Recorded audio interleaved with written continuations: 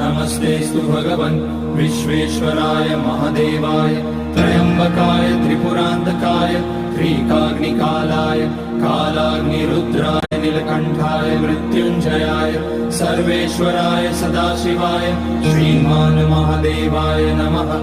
ॐ नमः शम्भवाय च मयोभवाय च नमः शङ्कराय च मयस्कराय च नमः शिवाय च शिवतराय च। ॐ त्र्यम्बकं यजामहे सुगन्धिं पुष्टिवर्धनम् उर्वारुकमिव बन्धनान् मृत्योर्मुक्ष्यमामृतात्। नागेन्द्रहाराय त्रिलोचनाय भस्माकराय महेश्वराय नित्याय शुद्धाय दिगम्बराय तस्मै नकाराय नमः शिवाय। मन्दाकिनी सलिलचन्दन चर्चिताय नन्दीश्वर प्रमथनाथ महेश्वराय